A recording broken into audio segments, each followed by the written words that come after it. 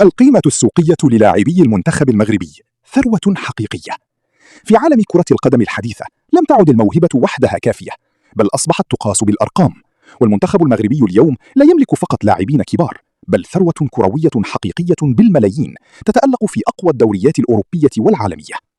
أشرف حكيمي، النادي باريس سان جيرمان، المركز ظهير أيمن، القيمة السوقية 80 مليون يورو. نجم عالمي وسلاح هجومي فتاك، حكيمي يتصدر القائمة عن جدارة. إبراهيم دياز، النادي ريال مدريد، المركز جناح صانع ألعاب، القيمة السوقية 35 مليون يورو. مهاري استثنائي يصنع الفارق في أصعب اللحظات. بلال الخنوس، النادي شتوتغارت، المركز وسط هجومي، القيمة السوقية 32 مليون يورو.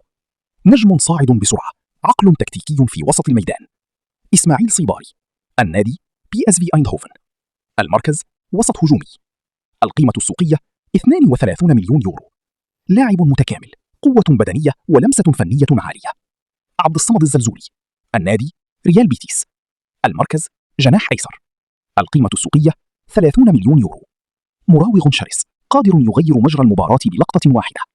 شمس الدين طالبي، النادي ساندرلاند، المركز جناح، القيمة السوقية 25 مليون يورو. اسم جديد لكن تأثيره كبير في الملاعب الأوروبية. مصير مزرعة، النادي مانشستر يونايتد، المركز ظهير، القيمة السوقية 20 مليون يورو. لاعب ذكي تكتيكيا، دفاع وهجوم في آن واحد. نايف أكرد، النادي أولمبيك مارسيليا، المركز قلب دفاع، القيمة السوقية 20 مليون يورو. صخرة دفاعية، صلب في الالتحامات. يوسف النصيري، النادي الاتحاد السعودي، المركز مهاجم صريح، القيمة السوقية 20 مليون يورو. هداف قاتل، يعرف طريق الشباك جيدا. أمين عدلي، النادي باير ليفركوزن، المركز جناح، القيمة السوقية 20 مليون يورو. سرعة زائد مهارة يساوي خطر دائم على الدفاعات.